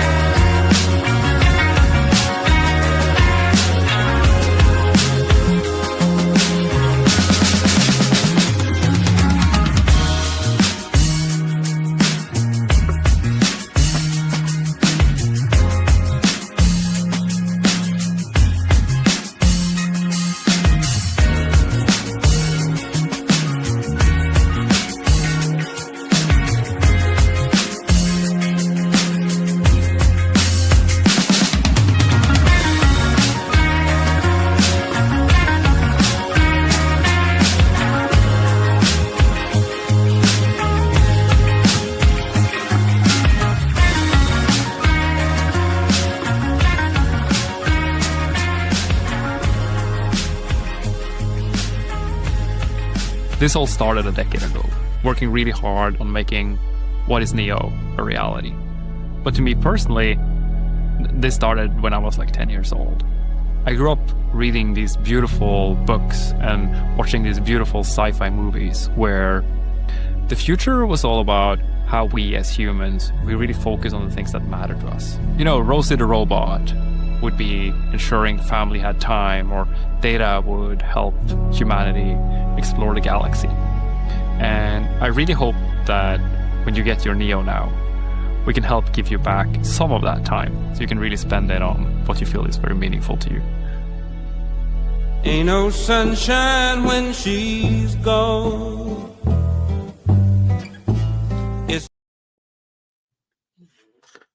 So Neo, the new Rosie robot, gonna be over there. Who's walking behind the guy carrying boxes and shit? It's like another member of your family. Is essentially it's Yeah. they're gonna make it. It's crazy. I mean, you buy a maid because it's not morally right for a person, a human. Bro, have you seen what they're doing in I don't know, it's China with the sex robots? Bro, them ones look like that one realistic. Bro, that shit looked like a robot. That shit looked like Right. something off a UFO. You know what I mean? Would have come Yeah. down the day the Earth stood still type It shit. looked like one of the putties from Power Rangers. For real, this motherfucking shit over there, bro. Yeah, they look like real Wild. people. I've seen those. And honestly, with robots becoming humanoids, the porn industry is gonna get it first because people are just freaks. They have the most realistic fucking robots right now. So wait till they just embed the same technology as Neo into one of the sex dolls. And now the sex doll robot is also doing the house cleaning. Bro, that shit's mad. And talk about like being more efficient at everything it does. It doesn't need rest periods. It doesn't say no. It does whatever you want it to do. Like we was talking about fucking Hugh Hefner with the animals and shit. Whatever, you know what I mean? Like, This is where humanity is going. bro, this is fucking like, is it ready? We get to this point where we're talking about, is it humanity anymore? Or is it something else at this point? Because humanity is us. Right. What's Humanoids. Humanoidity. You know I what I don't mean, know. bro? Like, It's a where we whole at new then? word. You know what I mean? But the biggest competitor, in my opinion, for us with all of this race towards the new world is China, obviously. And China, we're going to get into this. It's a real short clip. Check this out. We'll talk China about has it. issued a travel warning advising citizens to avoid going to Japan. It's an escalation in a diplomatic feud caused by comments from Japan's new prime minister about Taiwan. Earlier this month, Sanae Takaichi said the use of force against the self-ruled island claimed by China could warrant a military response from Tokyo. China's embassy in Japan has released a statement saying there are, quote, significant risks to the personal safety and lives of Chinese citizens in Japan. Well, despite the escalation, Japan's PM says she has no intention of retracting her statement. Bro, Japan gangster. Japan like I ain't taking that back. I said what I said. yeah. If you go do something over there, some shit might happen to you, and I ain't taking it back. That's basically what it is, yo. Because Japan knows too. Japan knows it's allied. It's allied with the U.S. The U.S. has got pressure on China for this. Like, Right. This is not good for us, though. It's like, damn, bro, I know y'all was beefing, but can you not escalate this shit? The fuck, bro? You already know this motherfucker's like my arch nemesis. And we keep fighting and shit. nah, but it's actually. I think for us, it's actually better because now it doesn't look like it's a one-on-one fight anymore. Now Right. it's Well, it US shows. and Japan unity. Yeah. You know what I mean? Being like, which is going to deter China from doing shit. True. And I think we've China's already going to take. done the trade deals with China that we needed to do first. No, 100%. I think China's going to take Taiwan. I think this is all goes back real quick. I know we're under time here. Political theater, because what's in Taiwan that literally is it would hurt the global economy severely. Is those conductor chips. U.S. went to China, said, "Listen, we're gonna need 3 years to build our plant in Arizona, which is already being currently constructed right now. When we get our shit set up, running right, I'm gonna go like this. You do what you gotta do, but not until then. Not until we get what we need over here, and then we'll let it be." China probably was like, "Fuck you, I'll do what I want," but then that's us, Japan, the rest of the world, not the rest of the world, but you know what I mean? Like whoever's allied, Europe and shit, all being like, "Don't do that." Now you got political pressure on them, being like 20 countries being like, "Don't fuck around." You know what I mean? Right. Hold them off. That's what I think is going on behind the scenes. I can see them holding it off. I think it's just gonna. Damn, America, we shiesty, bro. It's a dog eat dog world, man. It really is, but there's like, even for us at the top. Yeah, America's just shiesty. We just eat off Taiwan, and then we just gonna sacrifice them like that. It's just We're a doing Ukraine. We're doing it Ukraine to bleed Russia. Yeah. But that's payback though, because Russia did this to us in Vietnam. Vietnam Right. was what we were Russia and Vietnam. We went to Vietnam, dog, and got fucking Yeah, decimated. we got fucked. hurt We got fucked up. You know what I mean? We pouring resources into a war where you're gaining inches instead of Yeah. miles. You know what I mean? Mm-hmm. We're doing the same thing to them in Russia right now, in Ukraine. Yeah. I don't want us to do it with China though. I think China will hack our tech quick. That's probably more the reason to get them soon before they get too out of control. You got to be able to knock out what you're saying, because you're right. True, You're not wrong. true. We need to knock that capability out of them. I think they already have it. You gotta think, where's 90% of these the electronics made? We fucked up. Yeah, we fucked up bad. We fucked up by Bill Clinton letting go, and this is short term for them. Think about it. Bill Clinton allowed them into the World Trade Organization in the 90s. This has only this hasn't been 100 years. Yeah. Bro, this is like 30 years. Mm-hmm. It came up fucking quick, bro. And we, stupid us, yeah, it's cheaper to do business over there. Let all of our manufacturing and textile Because companies we had no all faith away. in China. We didn't look at China as a threat. And they played the underdog perfectly. They play the long game. They came in and play the long game. They're fucking, They're like, oh, we're the underdog. You don't give a fuck about tossing us business because we're not a threat to you. Okay, don't worry. We're about to populate like a motherfucker. Exactly. We'll eat that. Thank you very much. Well, they have their own problems coming up for us in the next fucking 15 years too. Their population is about to fucking collapse. Well, this is why China be sending them all out. They get shipped to the islands. They're in the Caribbean. They're in South America. They're in Africa. They're like colonizing across the world right now. They have to, because what's going to happen to them in the next 15? Because they had that one child policy for so long. That wasn't like they had this for like a couple of years, bro. They had this shit for I think 10 or 20 years or something like that. So there's a huge space. The chickens are gonna come home to roost now, because they're gonna lose where they're gonna have such a massive population that's not contributing anymore because they're too old. Right. In the contributing generations, like the 20 and 30-year-olds, the ones that really like, there's not enough of them to support the top anymore. Right. Because they did this fucking thing. It's bad. And the younger ones are leaving. Facts. You know what I mean? So they're like, we're not staying around for this shit no more. I think that we got a lot that is going to happen in America and the world. And we just going to be here talking about it when we pop up. We appreciate everybody that pops on. And we got a treat for y'all before we leave. We like treats. And this is something that you can go and listen to on all platforms. We're going to do a little shameless self-promotion to wrap this up. And guys, thank you for tuning in. If you haven't already, share this out of your news feed, share this to groups, tag people in the post, tag them in the comment section, put @followers, @highlight, all of that. Make sure you follow It's Your Boy Fifth. Make sure you follow me on all of our platforms. That way you stay in tune with whatever we got going on, podcast or music-wise. And we're going to keep y'all in tune with what's going on from our point of view and our perspective. And we cracked the code. We really did. It's just, do the powers that be want to crack the code? Right. And this podcast here, just for you guys real quick, this podcast, this pop-up podcast right here is for you guys. We want you to engage. We want you to, whatever we're talking about, drop in the comments. We'll bring a comment up on screen.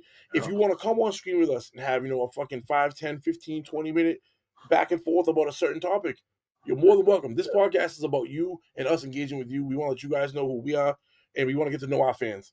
So this podcast is about you. So don't be afraid. If you're seeing something, engage with us. We'll definitely get back to you. It's warranted. We want you guys to do this. Exactly. You know what I mean?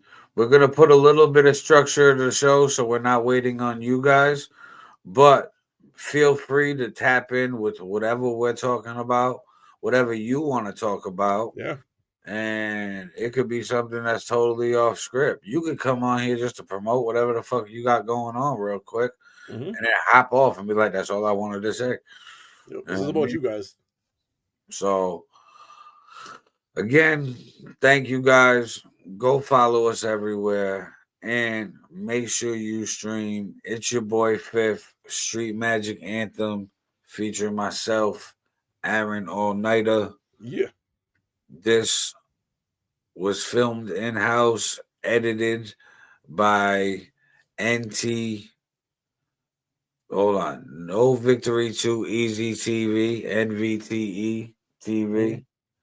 Or at JReel, JAY space REEL. In the cat. In the cat. You know what I mean? But, guys, go tap into our music and make sure you check this out. You already know what it is. It's your boy Aaron All-Nighter. It's your boy Fifth. Peace. Peace. This ain't hype, it's heritage, born from the dirt. Moves in the beat, let the bass line hurt. You want smoke, we want full inferno. Street magic, run the game, eternal. This ain't hype, it's heritage, born from the dirt. Wounds in the beat, let the bass line hurt. You want smoke, we want full inferno. Street magic, run the game, eternal. This ain't hype, it's heritage, born from the dirt. Wounds in the beat, let the bass line hurt. You want smoke, we want full inferno. Street magic, run the game, eternal. Street magic, got the city in a chokehold. Came up boss mode, blueprint solid, every move like a chess play. 10 tones down, gotta get it in the worst way. All-nighter, yeah, the grind don't sleep. Turn the dream into cream, now we split it with the team. Came from the trenches where the love run cold. Now it's full court press, never break, never fold. Took the long road, never asked for a handout. Flipped a couple losses, now we flex with the bands out. Mind over matter, that's the code that we live by. Pressure make diamonds, tell them look how the team shine. City on my back, got them chanting the name. Street magic worldwide, let it run through the veins. Legacy in motion, this history in real time. Ain't no competition, every verse is a kill sign. This ain't hype, it's heritage, born from the dirt. Wounds in the beat, let the bass line hurt. You want smoke, we want full inferno. Street magic, run the game, eternal. This ain't hype, it's heritage, born from the dirt. Wounds in the beat, let the bass line hurt. You want smoke, we want full inferno. Street magic, run the game, eternal. Built for the storm, never bent, never broke. Turn the pain into power, every word that we spoke. Street magic in my veins, this ain't luck, this is fate. Every step that we take, got 'em raising the stakes. Coming from the basement, now we up in the building. Made a wave out the struggle, now we aim for $1 billion. Told them bet on the grind, I don't gamble with hope. Every line that I pen like 1,000,000 quotes. Self-made, every step been precise. Turned the struggle to a flame, now we shining every night. Kept it real, never folded, never switched on the code. Now the vision coming true, every seed that we sowed. A1's day one, never lacked. Took the pressure, made diamonds, put the team on my back. Street magic, we the force, we the wave. Built brick by brick, known for killing the stage. This ain't hype, it's heritage, born from the dirt. Wounds in the beat, let the bass line hurt. You want smoke, we want full inferno. Street magic, run the game, eternal. This ain't hype, it's heritage, born from the dirt. Wounds in the beat, let the bass line hurt. You want smoke, we want full inferno.